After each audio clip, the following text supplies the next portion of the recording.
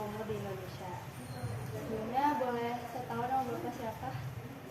Nama saya Suroyo. Tugas saya di Pengadilan Negeri Jakarta Pusat sebagai panitera pengganti. Tahu panitera pengganti itu apa? Belum, mungkin boleh tahu tugas panitera pengganti itu apa? Tugas panitera pengganti itu utamanya untuk membantu hakim dalam setiap persidangan, baik persidangan anak maupun persidangan dewasa.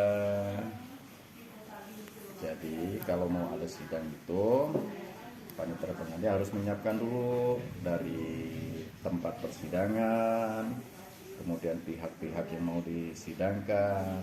Nah, setelah itu semua siap, baru kita melapor ke hakimnya. Kalau untuk peradilan anak itu hakimnya hakim tunggal. Kalau hakim untuk menyidangkan perkara yang dewasa itu majelis itu ada 3 hakim. Hakim ketua 1, hakim anggota 1, dan hakim anggota 2 didampingi dengan panitera pengganti. Dan kalau dalam perkara pidana itu jaksa penuntut umum, dan untuk terdakwa bisa didampingi oleh penasihat hukum. Itu kalau terdakwanya tidak mampu membayar penasihat hukum, pengacara, itu dari pihak pengadilan itu menyediakan namanya pos bantuan hukum yang memberikan bantuan hukum secara cuma-cuma. Nah, kalau dalam proses peradilan anak itu ada penuntut umum, si anak dengan didampingi oleh orang tuanya dan didampingi oleh dari Bapas, Balai Pemasyarakatan, itu wajib. Jadi kalau semuanya sudah siap, kalau untuk peradilan anak sudah siap dari penuntut umum, terus si anak dengan didampingi kedua oleh orang tuanya dan dari Bapas, maka persidangan bisa dimulai dengan hakim tunggal ya. Terus kalau peradilan anak nih sama nggak sih kayak orang dewasa prosesnya?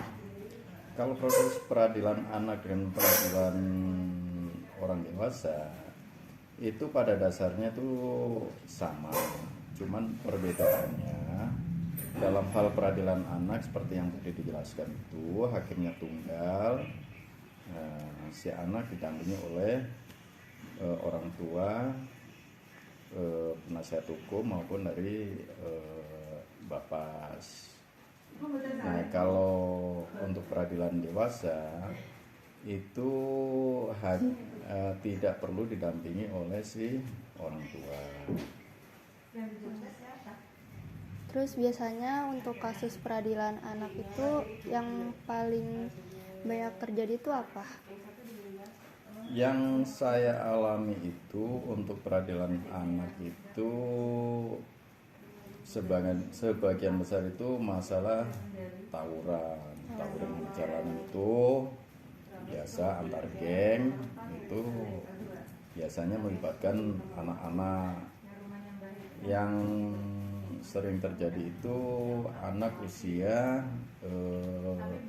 SLTA, itu masih di bawah 18 tahun, makanya dalam persidangan itu dengan sistem peradilan anak. Terus kalau misalnya nih si anak ini terbukti salah, nah dia tuh harus dipenjarainnya di mana atau ada penanganan khusus itu?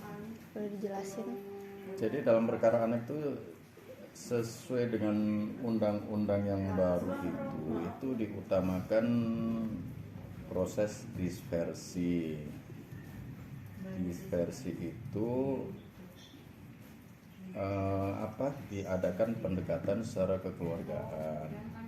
Kalau dari pihak korbannya itu memang memaafkan dan tidak keberatan, maka itu dianggap selesai, si anak dikembalikan kepada orang tua.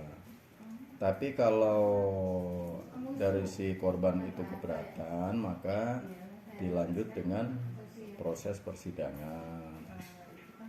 Nah, kalau memang terbukti si anak itu melakukan tindak pidana, nanti akan dijatuhkan hukuman. Tapi dalam penjatuhan hukuman itu pun tidak sama dengan pelaku kejahatan atau ini yang usia dewasa. Karena si anak itu nanti akan dikembalikan kepada orang tua, atau kalau memang harus ini dia dilakukan pembinaan di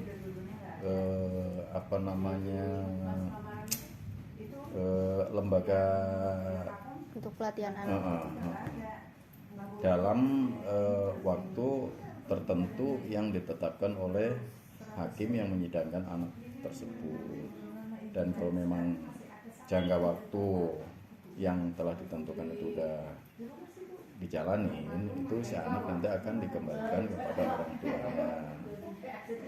Berarti di lembaga pelatihan itu si anak tuh nginep di situ atau kayak sekolah biasa gitu, boleh ketemu? Oh enggak, jadi anak itu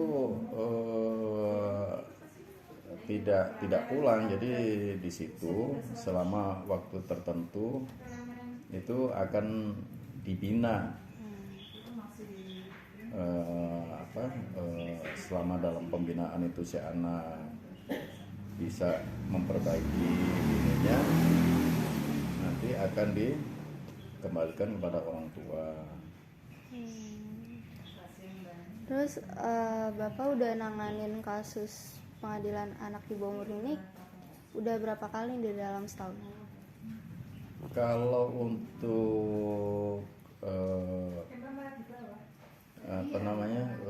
peradilan anak itu memang kasusnya jarang sekali. Yang seingat saya itu dalam tahun 2023 itu hanya satu yang saya tangani. Tapi bukan berarti perkara anak itu hanya satu, karena kalau di dalam di pengadilan itu kan ada beberapa hakim yang menangani perkara tersebut. Dan untuk menangani perkara anak tersebut juga tidak semua hakim itu bisa, karena dia ada seperti bersertifikasi ya untuk menangani perkara anak. Jadi dalam setahun itu bisa ya mungkin 10 atau perkiraan itu nggak terlalu banyak. Jadi masih relatif rendah ya dibandingkan yang dewasa. Ya alhamdulillah